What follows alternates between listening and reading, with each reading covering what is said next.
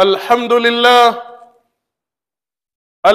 لله الذي فضل شهر رمضان لما فيه من الأعمال لنكون من المتقين،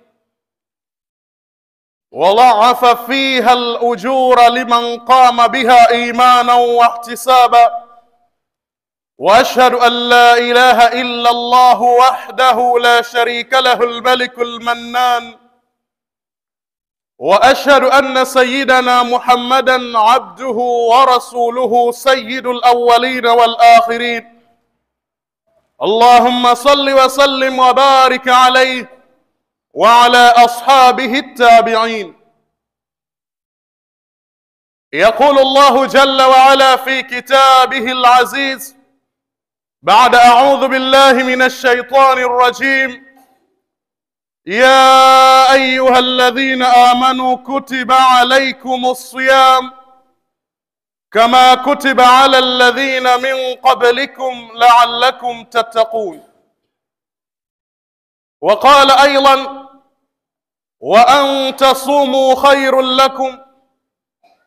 أما بعد، أيها الإخوة المسلمون، أوصيكم عباد الله ونفسي أولا بتقوى الله وطاعته، واعلموا علم اليقين أن الفوز للمتقين، فنسأل الله جل وعلا أن يجعلنا من المتقين.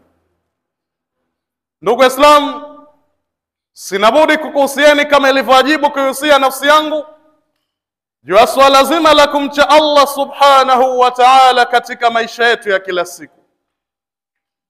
إخوة المسلمون، إن خطبتنا اليوم في هذه الدقائق بمشيئة الله تعالى وتوفيقه الأمور التي يؤدي إلى التقوى.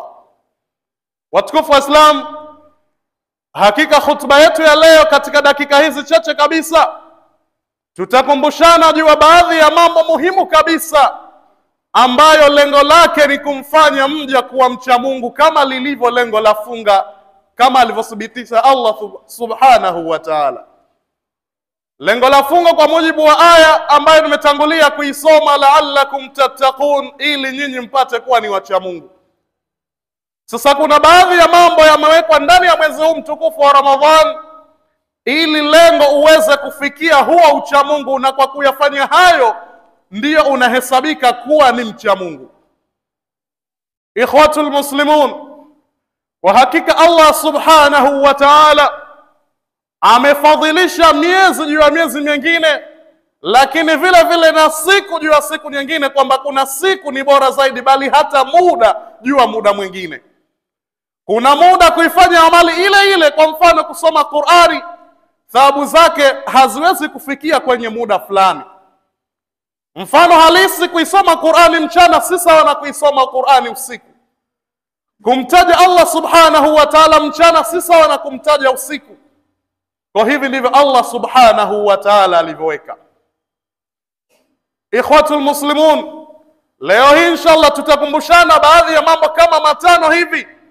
Katika hutuba ya kwanza tutakuwa tuna mambo matatu ambayo inatakiwa mimi na wewe tukiwa ndani ya hii Ramadhan, kama ni nafasi ya upendeleo ya upekee ambayo Allah subhanahu wa ta'ala kajalia kutudiriki sisi mpaka hivi sasa tuko hai na tunaifunga.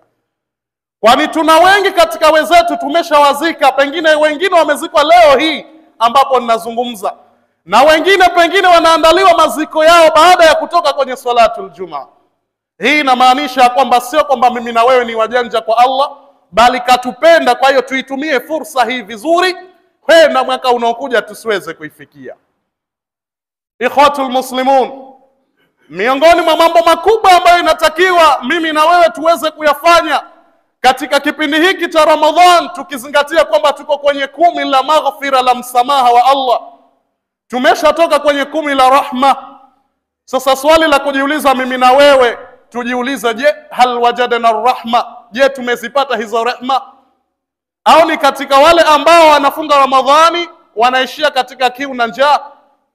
Kwa sababu hoja sio kufunga.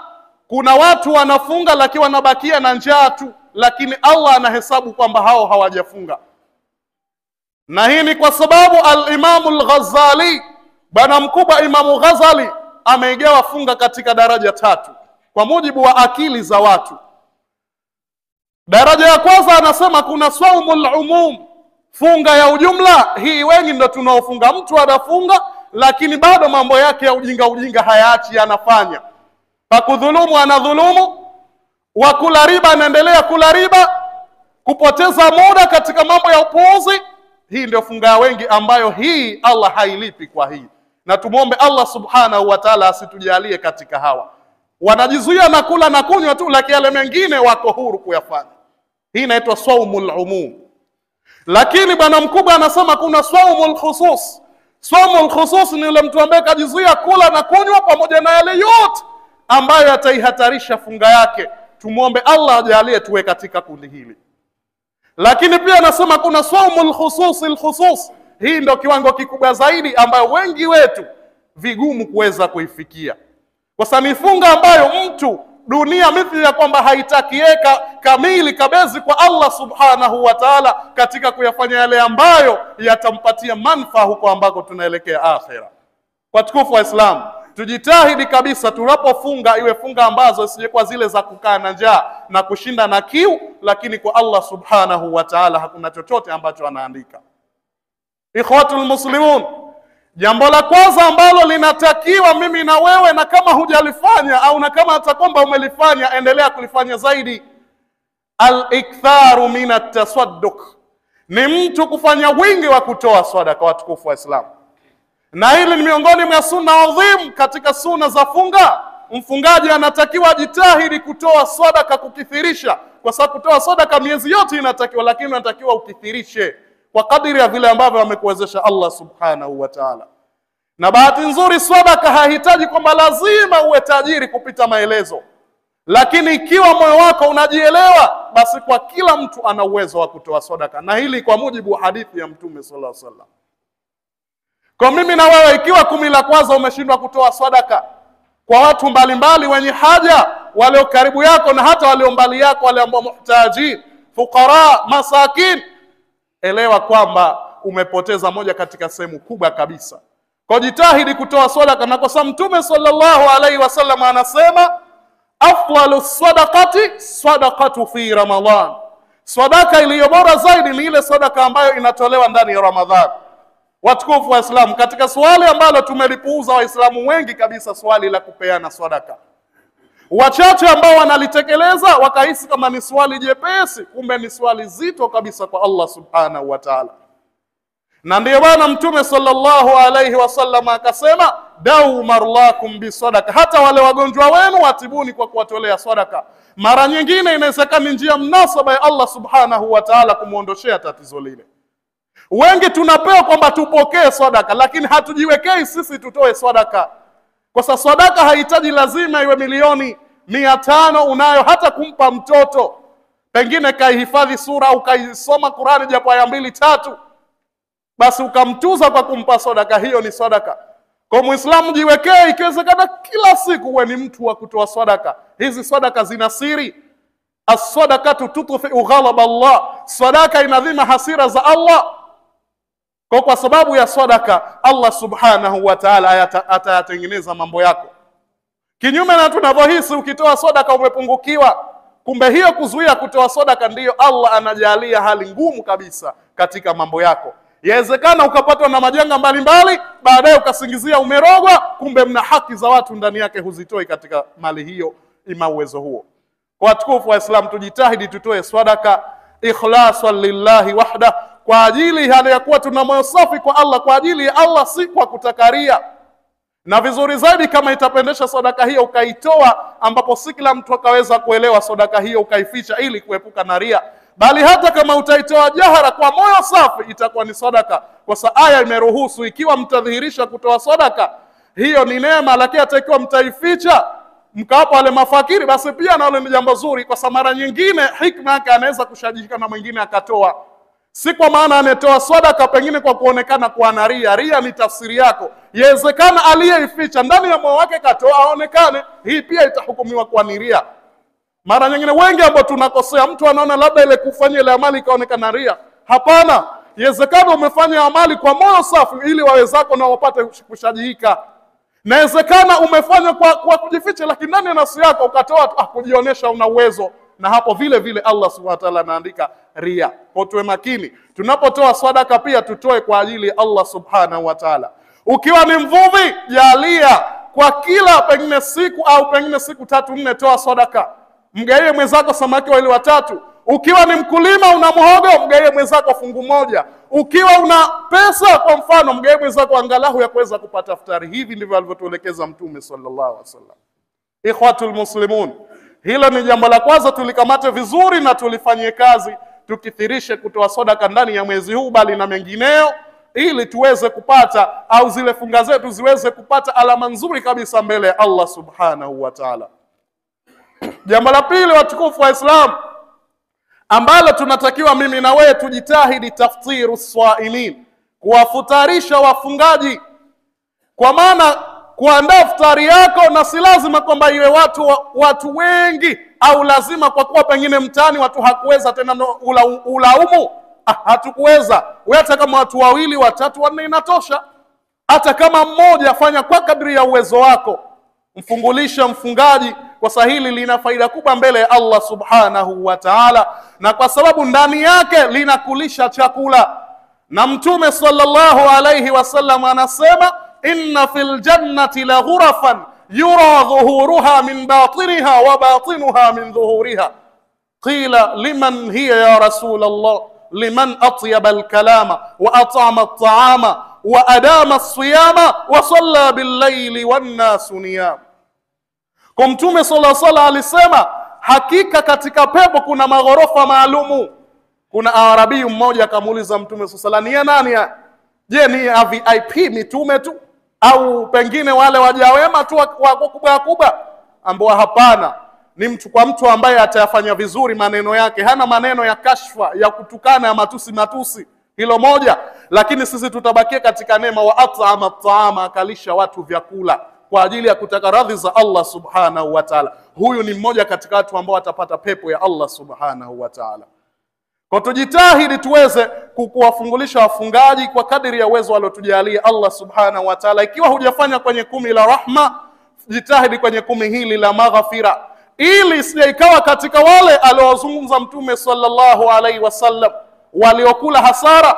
Kuna siku Mtume sallallahu wakati anapanda katika mimbar kwenda kutoa khutba ya Ijumaa, alipofika kigazi cha kwanza akasema amin, akasikikana anasema hivyo. Cha pili amin, kigazi cha tatu amin. Maswahaba hawajapatapo kumsikia Mtume sallallahu alaihi wasallam. Kwa kawaida maswahaba watakuwa wanapupa ya kumuuliza Mtume sallallahu baada yake. Wakamuuliza, Rasulullah, leo umesema kitu hatujapatapo kukisikia, hebu tuambie kulikuwa kuna nini ambacho kinajiri ndani yake? Mtume sallallahu alaihi wasallam akasema, pale atani Jibril, alinijilia mimi Jibrilu, akawa ananiambia kuna maneno anataja, ananiambia niseme amin, ndio ikawa nasema amin. Wa kwanza Mtume sallallahu alaihi wasallam anasema, yule ambaye umetajwa mbele yake wala hajakusalia. Maana ile hadithi imeomba, anasema amekuwa mbali, amekosa pepo, imeanza hivyo. Kwa ikawa Mtume anaitikia amin. Umetajwa mbele yake akakaa kimya, asikuswalie. Kwa kukosa kumswalia Mtume ni sehemu moja kujikosesha pepo mwenyewe. Lakini mtu wa pili akasema, yule ambaye dakhala Ramadhan, imeingia Ramadhani, thumma nsalakh, kisha ikatoweka, falam yughfar la, asiweze kusamehewa. Ina maana hili ni 10 hatari sana. Ukikosa msamaha wa Allah subhanahu wa ta'ala, elewa kunakoelekea ni kugumu zaidi. Kwa tusijekuwa katika wale ambao tumediriki Ramadhan lakini hatukupata maghfira, na mambo yatakayotusababisha tupate maghfira ni kama haya ambayo tunaelekezana, yashike, yafanyie kazi vizuri. Lakini mtu wa tatu ni yule ambaye atawadiriki wazee wake, ima 2 au 1, isiwe sababu yeye akwenda peponi. Mtume akanasema amin. Kwa kuna watu watatu, huenda ikawe baadhi yetu sote tunahusika katika msiba huu, wengine pengine 2, wengine pengine 1. Kwa tujitahidi ala kuli hali tuweze kutokana na watu kama hao ambao wameomba dua na Mtume, wanakuwa wamekula hasara. Na kama wamekula hasara, dua ya amina ya Mtume na malaika bila shaka ni jambo kubwa. Kwa tukufu wa Islam, tujitahidi kuwafutarisha wafungaji, na vizuri zaidi angalia wale ambao muhtajin, wanahitajika. Sio kwa kuwa pengine mheshimiwa au na uwezo unawaalika wale waheshimiwa wenzako, hilo si lengo. Kwa sababu Mtume sallallahu alaihi wasallam alikuwa akiwafutarisha wale ambao wana haja. Kwa hili tunalizindua, mara nyingi tunaliona, mara nyingine unakuta mpaka kwenye mass media, vyombo vya habari, wale ambao wanaweza wanafutarisha wale ambao wana uwezo, wale walitakiwa wao wafutarishe. Kwa badala ya kuwa ni ibada inakuwa kama ni mchezo. Kwa hili tunalizindua. Tafuta watu ambao wanahitaji, ambao watakuja pale wakisema alhamdulillah, wakishukuru kwa Allah, ni jambo zito kabisa. Ikhwatul muslimun, jambo la tatu miongoni mwa mambo ambayo yanatakiwa yazidishwe zaidi, hasa ukielekea kwamba ni kama kwamba tupo ndani ya 10 la maghfira. Tunaelekea huenda ikawa juma inakuja, pengine sisi kama tutakuwa na mwezi 20 kwamba tutakuwa tuko kwenye sehemu nyingine. Kwa ili usiweze kuyakosa mambo haya, ndo tunakumbushana jambo la tatu ni qiyamul layl, kisimamo cha usiku. Watukufu wa Islam, wajanja, nikisema wajanja, wema waliotangulia waliutumia usiku katika kufanikiwa kuipata pepo ya Allah subhanahu wa ta'ala. Na ndio maana Mtume sallallahu alaihi wasallam akasema, man qama ramadhana imanan wa ihtisaba ghufira lahu ma taqaddama min dhanbihi wa ma ta'akhkhar. Yule ambaye atasimama ndani ya Ramadhani, qiyamul layl, hapa inaanza sala tarawih, lakini hasa nakusudia zaidi kushajisha swali zima la tahajjud. Kwa sababu watukufu walio wengi tunajitahidi wengine kuswali tarawih, lakini mtu usiku hana muda wa kuamka kupata angalau rakaa 2 zile za tahajjudi au 4, au angalau akaweza kumalizia na witri angalau rakaa 1 ima 3. Wengi inatupita, bali hiyo tarawih ndo kabisa. Watu Ramadhani zima wanaangalia mapira tu, Ramadhani zima wamekaa maskani, wanaona wameburudika, kisa na sababu pumzi ndizo zinazowahadaa. Wakaelewa muda ule wanaojadili, wanaozungumza upuuzi wezao wako makaburini, wanatamani warejeshwe duniani wafanye mema, wa Allah kawapa neema ya mdomo na miguu, wanaona waitumie katika kuzungumza mambo ya kipuuzi maskani. Na hivi ndivyo tulivyo.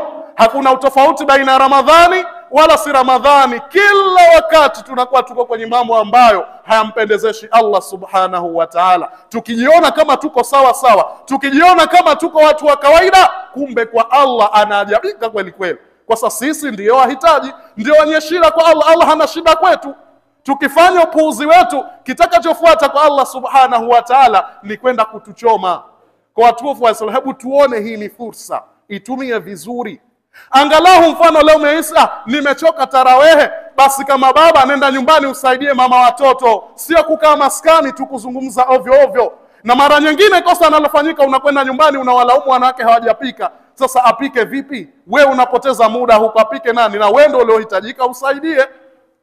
Kwa angalau bora tafuta, nasema leo nimechoka na swali rakaa 4 na kwenda kusoma Qur'ani, itakuwa la maana, au kwenda kupumzika niamke usiku. Lakini leo mtu baada ya Aisha, jambo ambalo Mtume kakataza baada ya Aisha mtu kukaa kazungumza upuuzi, mazungumzo yasiyo ya faida, leo mtu anaupoteza muda wake huku anajihesabu kafunga. Ndio maana pale niliposema kwamba bwana mkubwa amesa, kuna watu wanasaumul umum, wamejizuia kula na kunywa, lakini ni sasa na kusema kwamba midomo iko wazi, hawana break. Kwa watukufu wa Islam, tujitahidi tuswali usiku. Ndiyo dabu swalihin, mwenendo watu wema. Na ndiyo maana kwa sababu Mtume sallallahu alayhi amehimiza tuswali usiku, kwa sababu kwanza kuna hadithi anasema, inna fil layli la sa'atan, ndani ya usiku kuna saa hilo, la yuwafiquha rajulun muslim, haliwafiki mja muislamu, yasalullaha min amri dunya wal akhirah, akawa anamuomba Allah mambo ya duniani na akhira, illa atahu Allahu iyasu, kwa mtu humpa. Mungu kalificha, lakini baadhi ya wanazuoni wamesema thuluthi ya mwisho ya usiku. Wewe umelala ndani ya Ramadhani, amka angalau upate rakaa 2 za tahajjudi, angalau upige angalau witri rakaa 1 au 3 kwa kadiri alivyokujalia Allah subhanahu wa ta'ala, ili uweze kupata mazuri kabisa aliyoandaa Allah subhanahu wa ta'ala. Na ndiyo Allah subhanahu wa ta'ala aliwasifu watu wema, wa bil ashari hum yastaghfirun kanu qalilan min al-layli ma yahjaun, walikuwa muda mdogo wa usiku watu wanalala. Wa bil ashari hum yastaghfirun, muda wa kula daku watu wanataka istighfari kwa Allah. Wangapi tuna shida, wangapi tuna matatizo ya maradhi, wangapi tunalalamika riziki ngumu. Hivi zitatatuka tu kwa sisi kulegea? Tutumie fursa kumwomba Allah subhanahu wa ta'ala. Wengi tuna matatizo, tunalalamika, mtu familia zima inauma, imerogwa, imetupiwa majini, imefanyiwa ubaya. Amka usiku mshtaki Allah subhanahu wa ta'ala. Kwa wale wote ambao wanajifanya jabari, amka usiku uswali rakaa 2 angalau za haja, umswalie Mtume mara 100, useme leta istighfar mara 100, kisha isome idha zulzilat mara 70. Mwambie Allah, ya Rabbi, wewe unajua maadui wangu, kila ambaye ananifanyia uadui, uone Allah nini atakufanyia. Hili ni pigo kubwa kwa wote ambao mtu anakufanyia uadui, hujamfanya chochote. Amka usiku, fanya dua hiyo, isome idha zulzilat mara 70. Weka nia, uone Allah subhanahu wa ta'ala atakufanyia nini. Au isome suratu Yasin, kila baada ya suratu Yasin isome aya nambari 25 ya suratul Ahzab, wa raddallahu alladhina kafaru bighaidhihim lam yanalu khaira wa kafallahu almu'minina alqital wa kana Allahu qawiyyan aziza. Ikisha mshtaki Allah subhanahu wa ta'ala, hao wote atawaweka sawa. Kama wao wanaelewa kazi ya kuleta ulimwenguni ni kuudhi watu, Allah subhanahu wa ta'ala atawashughulikia.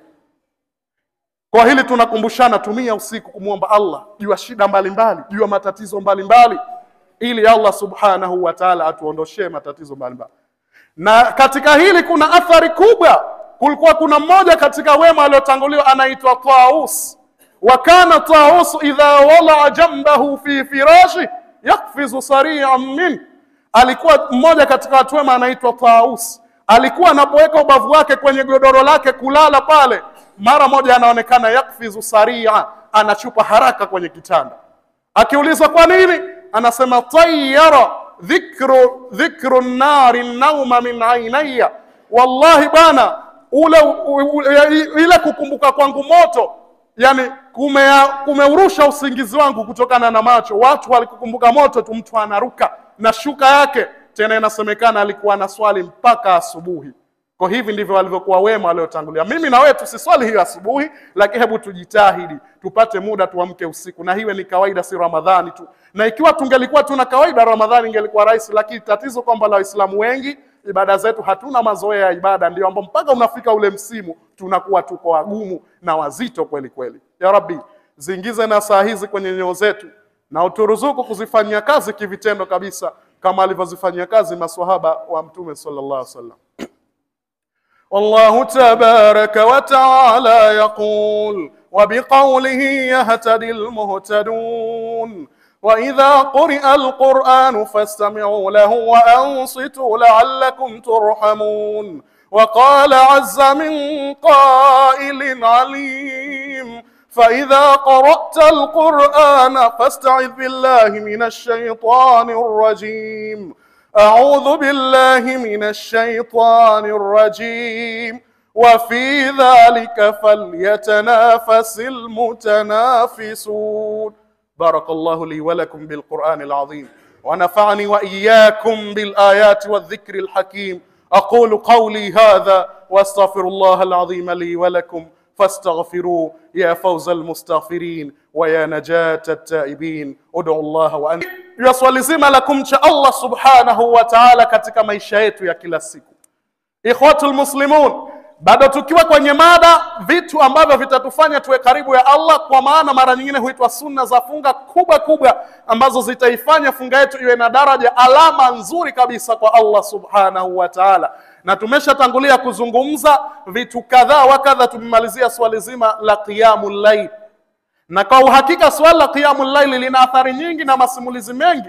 Hata Ibn Umar inasemekana alikuwa yusalli alqiyama fi baiti, anaswali swala ya tarawih nyumbani kwake. Walamma ansarafa an-nasu min masjidi rasulillah atahu fayusalli hatta yusbiha. Watu wakiondoka kwenye msikiti wa Mtume swalla, yeye anakwenda kuchaparaka mpaka anafika asubuhi. Tizama wajanja, watu washatoka, wao ndio wanaingia muda wao. Hivi ndivyo walivyokuwa wema waliotangulia. Mimi na wewe tusiwe na hiyo mpaka asubuhi, lakini angalau je, hivi sasa tulivyo, naamini humu msikiti mna watu pengine ile siku moja kuamka usiku hawajaamka, ikiwa tuko ndani ya 10 la maghfira.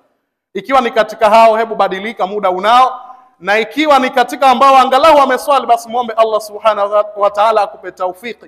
Na ukitaka uamke usiku, Mtume sallallahu ametufahamisha zisome aya za mwisho za suratul Qaf, innal ladhina amanu kana ile ambayo inasema jannatil firdaus nuzula mpaka mwisho. Kisha mwombe Allah, ya Rabbi niamshe muda fulani, utaamka pasina kutega saa.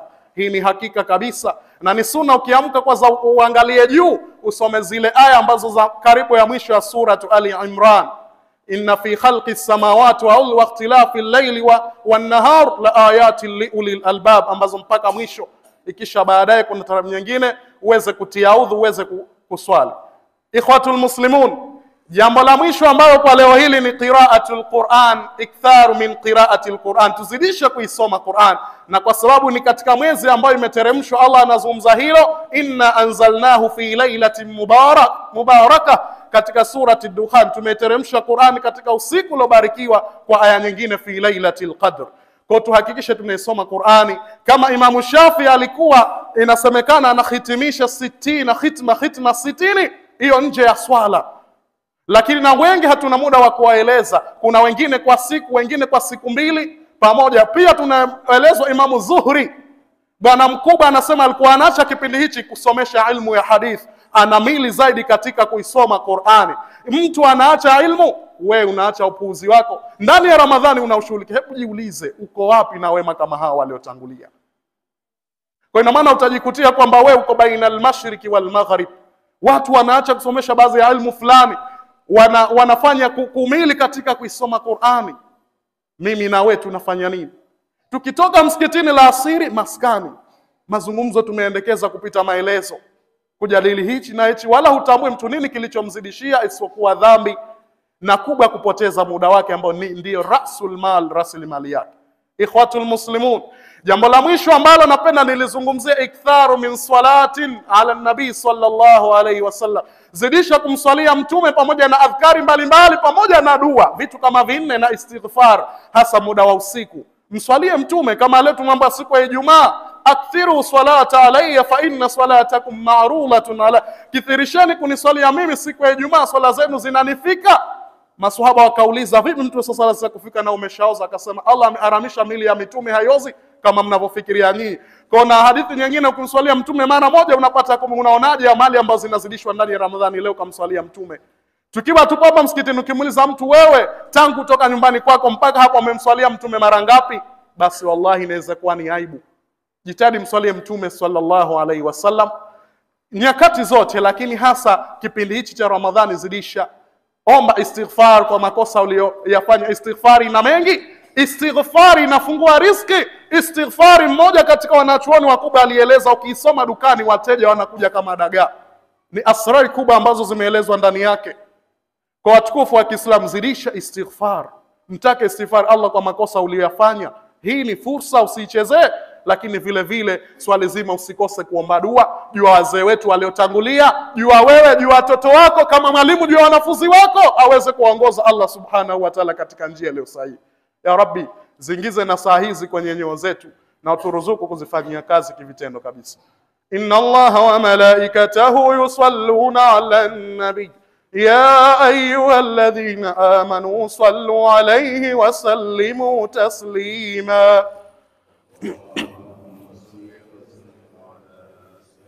اللهم صل وسلم وبارك عليه، وارض اللهم عن أبي بكر الصديق التقي، وعمر الفاروق النقي، وعثمان ذي النورين الزكي، وعلي الوفي الرضي، وعن ستة الباقين.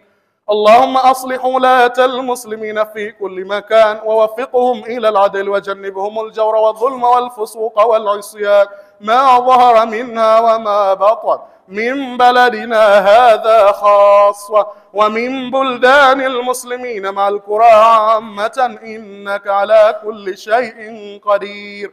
اللهم اغفر للمؤمنين والمؤمنات والمسلمين والمسلمات الأحياء منهم والأموات. اللهم تقبل صيامنا، اللهم تقبل صيامنا، اللهم تقبل صيامنا وركوعنا وسجودنا وتوبتنا يا رب العالمين. ربنا آتنا في الدنيا حسنة وفي الآخرة حسنة وقنا عذاب النار. عباد الله، إن الله يأمرنا بالعدل والإحسان وإيتاء ذي القربى وينهى عن الفحشاء والمنكر والبغي، يعظكم لعلكم تذكرون. اذكروا الله العظيم الجليل الكريم يذكركم، ولذكر الله أكبر، والله يعلم ما تصنعون.